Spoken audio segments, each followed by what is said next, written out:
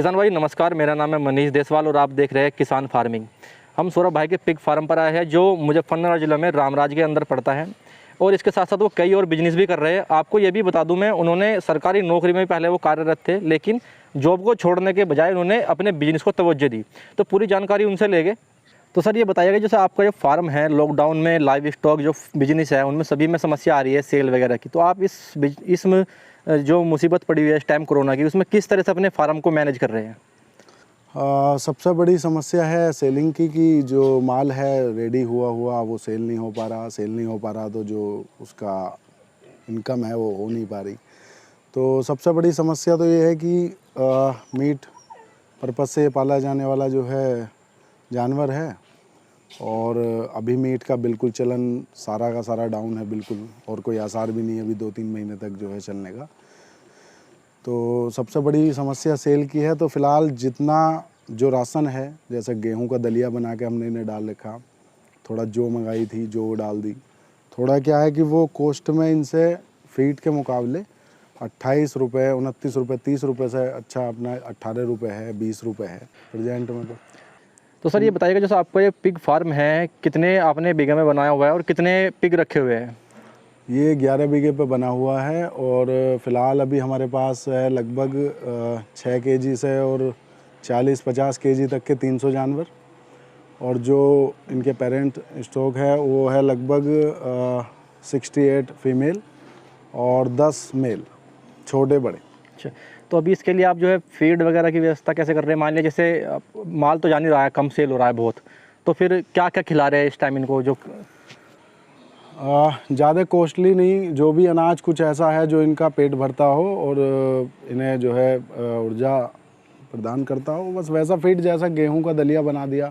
सब लोगों के घरों में है, सबके खेती चल रही, तो थोड़ा सा गेहूं का दलिया बना दिया इन्हें। 2 किलो की डाइट थी वो जो है थोड़ा सा 1500 ग्राम कर दी, 1600 ग्राम कर दी, इस तरह से थोड़ा अनाज बचा लिया। और क्या है, थोड़ा जो 1800 रुपये थी तो उसका थोड़ा सा दलिया बना दिया। इस तरीके से मैनेज हो रहा है, कोई दिक्कत नहीं। अच्छा, और एक चीज़ बताइएगा, जैसे कि मान लिया आपने जब ये पिग शुरू करा था, कितने पिग से शुरू करा था और कितने पिग है आपके पास? मैंने ये शुरू किया था 71 बड़े जानवरों से, जिसमें जो है 61 फीमेल थी, प्रेग्नेंट थी टोटल, फर्स्ट और सेकंड थर्ड, और 10 जो है मेल। अब प्रेजेंट में मेरे पास जो है 78 बड़े, जिसमें 68 जो है फीमेल और 10 मेल। अच्छा। और 300 छोटे जानवर। अच्छा, इसके अलावा सर भाई, हम आपके जो फार्म पे आपने बिजली वगैरह कनेक्शन नहीं लिया हुआ शायद, तो आप ये पूरा सौर ऊर्जा से मैनेज कर रहे हैं इसको? हाँ जी, हाँ। तो इस सौर ऊर्जा के बारे में थोड़ा बताइएगा, जो ये आप सौर ऊर्जा लगाई हुई है, कितने में आपका ये लग गया था और कैसे ये कितना लोड तक उठा ले रहा है आपके फार्म का? ये 3.25 किलोवाट में है जी, और इस पर 4 हमने बैटरी लगा रखी और एक इन्वर्टर है। तो ये क्या करता है कि दिन में हमारा लगभग समरसेबिल का सारा लोड जो 3 घंटे चलता है, लगभग सारे पंखे, लाइट रात में, और जैसा भी घरेलू ये थोड़ा घर के लिए सामान है, अपना कपड़े धोने के लिए वॉशिंग मशीन, कुछ एग्जॉस्ट रसोई में लगा हुआ, सारा कंप्लीट टोटल ही इसी के जो है दम पे चलता। यहाँ कोई भी एक्स्ट्रा किसी तरह का बिजली का कोई साधन नहीं है, सिर्फ ये अपना जो है 7.5 किलोवाट का अल्टरनेटर है, जो कभी कभी जो है जब सारा मौसम ख़राब है या फिर कुछ लोड नहीं है तो ये सारा लोड संभालता। ये सौर ऊर्जा जो आपने लगाई है कितने वाट में लगी थी, कितना इस पर खर्चा आ गया था? ये थी 82,500 रुपये की और 50% सब्सिडी के साथ मिली हुई थी। इसकी टोटल कॉस्ट तो लगभग है 1,70,000 के आसपास। इसके अलावा सौरभ भाई, अपना एक बार फार्म में और बताइएगा क्या क्या आपने इसमें व्यवस्था की है अलग से, और जो है क्या क्या कितना खर्चा आपका इस पर आ गया था फार्म पे? फार्म पे मेन तो ये पिगरी का है टोटली सारा, और पिगरी के अलावा हमारे पास यहाँ एक भैंस है अपने दूध के लिए, चाय के लिए। मतलब ये लेबर के लिए रखी हुई है आपने भैंस वगैरह? लेबर या फिर अपना कोई भी गेस्ट आए, कोई भी कैसा भी है। अच्छा, तो दूध चाय की जो है जिससे दिक्कत ना हो। और ये डॉग है जर्मन का। डॉग भी रखा हुआ आपने सिक्योरिटी के लिए? सिक्योरिटी का, क्योंकि आदमी पे कम विश्वास और कुत्ता बहुत वफादार जानवर है, तो इसलिए जो है सबसे समझदार ब्रीड है जर्मन। तो मैंने जो है जर्मन को एक रख रखा है यहाँ पे। अच्छा अच्छा, और लेबर वगैरह आपकी कितनी इसको मैनेज कर ले रही है फार्म? लेबर इसको लगती हैं भैया 3। हाँ 3 लगती हैं। वैसे तो 2 ही का ही काम है, पर ये है कि एक आदमी अगर आउट चला जाए, कहीं अपना घर चला जाए या फिर किसी दिन बीमार हो जाए तो वो दोनों उसको लग के कवर कर लेंगे। अच्छा, इसके अलावा सर ये बताइए, जैसे आपका इधर भी थोड़ी सी भी जगह खाली छोड़ रखी है और इधर भी है, तो अभी क्या इरादा है, फार्म और बड़ा करना है?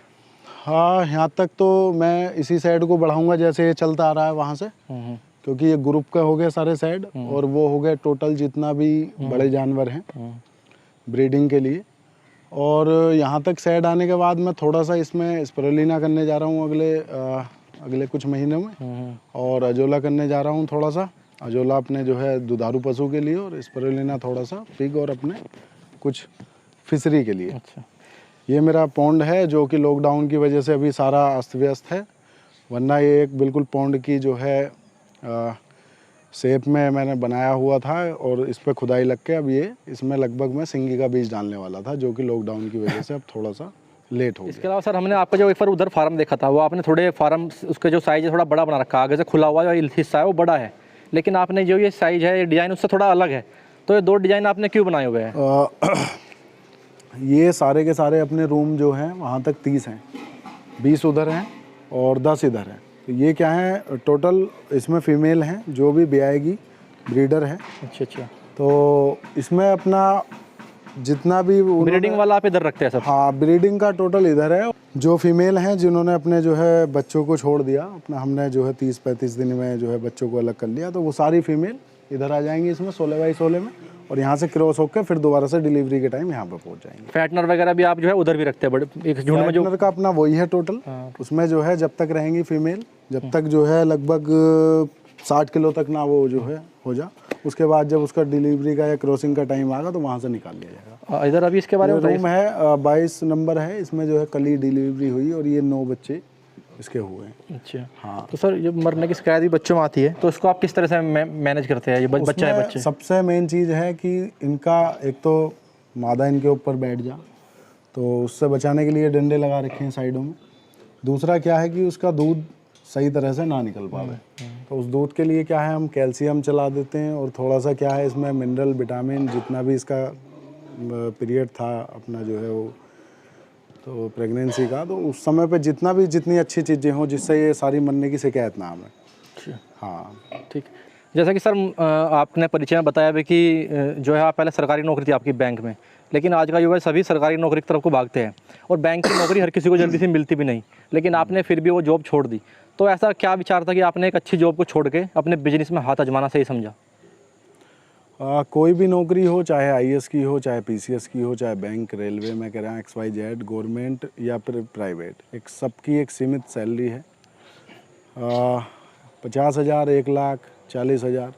तो क्या है कि सीमित ना रहने का उद्देश्य से ठानने के बाद मैंने उस नौकरी को रिज़ाइन करा, जिससे एक जो है जितना मैं मेहनत करूं उसके हिसाब से मुझे इतनी इनकम हो, तो इसलिए मैंने जो है नौकरी को रिज़ाइन करने का विचार बनाया। मतलब आप एक सीमित दायरे में नहीं रहना चाहते थे? हाँ जी, बिल्कुल यही बात है। दूसरी मतलब बिजनेस में कोई लिमिट नहीं है, आप ये कहना चाहते हैं? बिजनेस में कोई लिमिट नहीं है, आदमी जितना काम करेगा उसके हिसाब से जो है वो अपना अर्निंग करेगा, और जितना उसके दिमाग में बेहतर उसका आइडिया होंगे उस हिसाब से वो अपना जो है ग्रोथ करेगा चाहे बिजनेस में।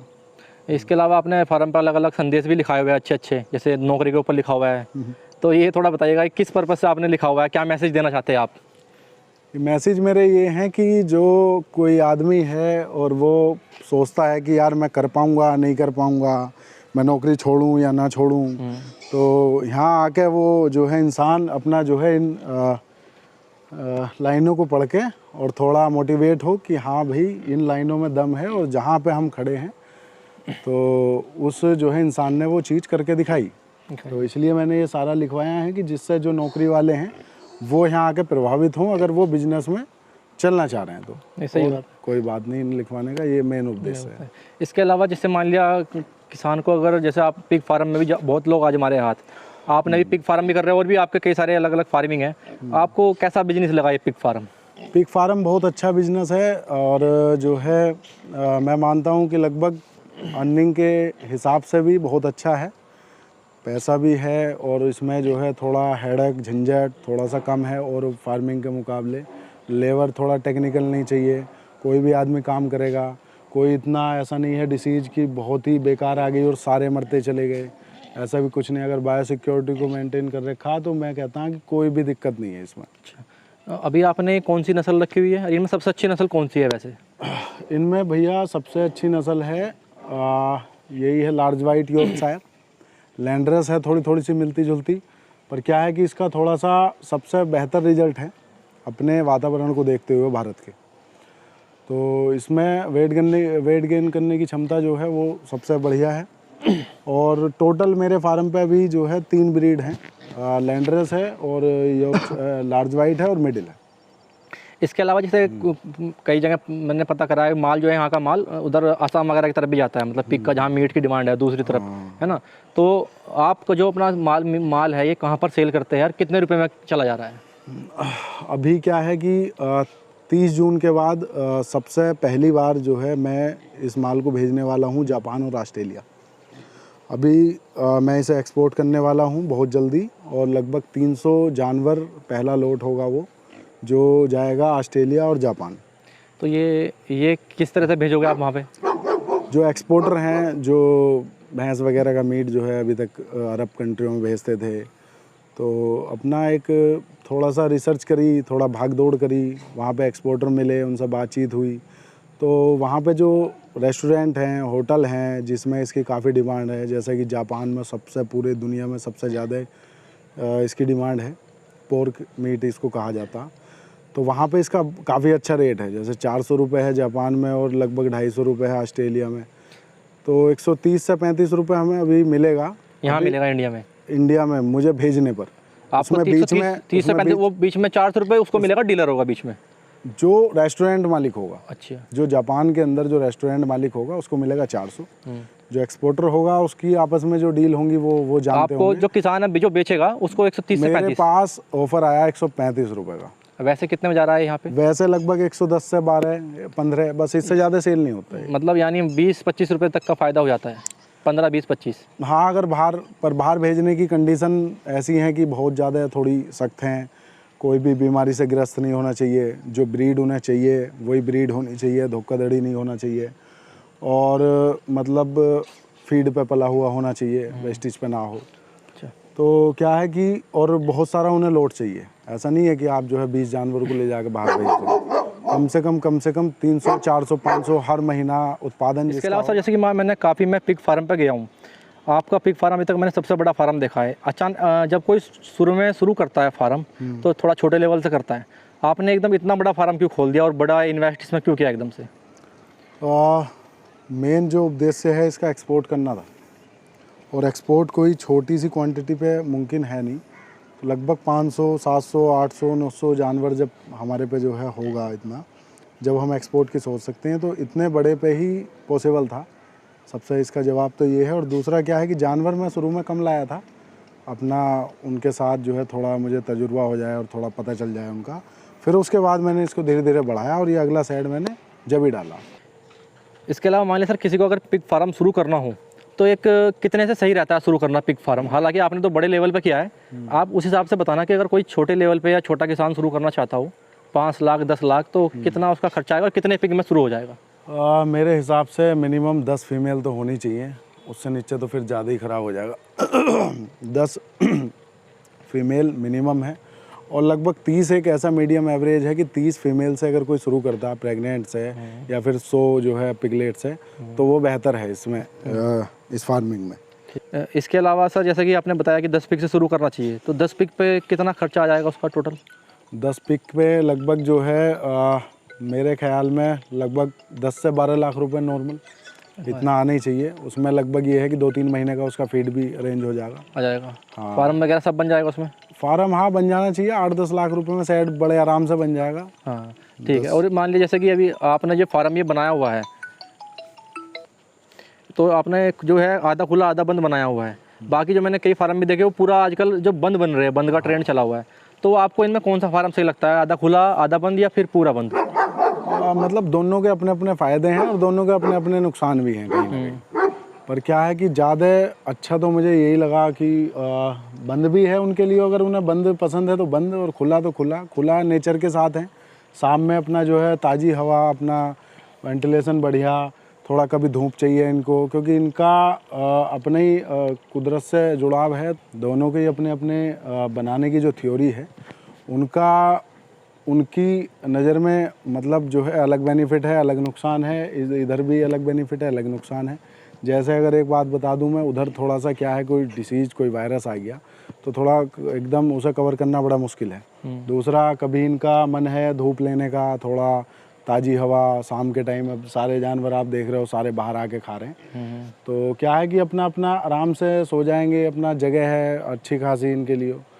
तो ओपन थ्योरी और छता हुआ इन्हें अगर जो है चाहिए तो वो अंदर है ही इनके लिए, तो मेरे हिसाब से तो ये बेस्ट है। तो किसान भाई, अगर आपको वीडियो अच्छी लगी तो बाकी किसानों को भी इसको शेयर करें, और इसके बाद जो है अगली वीडियो हमारी फीड पर होगी, फीड पर और मेडिसिन पर। तो वो भी सर से हमने जानकारी ली है फीड और मेडिसिन पर, वो भी आप जो है देख सकते हैं। इसके अलावा आप हमें इंस्टाग्राम और फेसबुक पर भी फॉलो कर सकते हैं। धन्यवाद।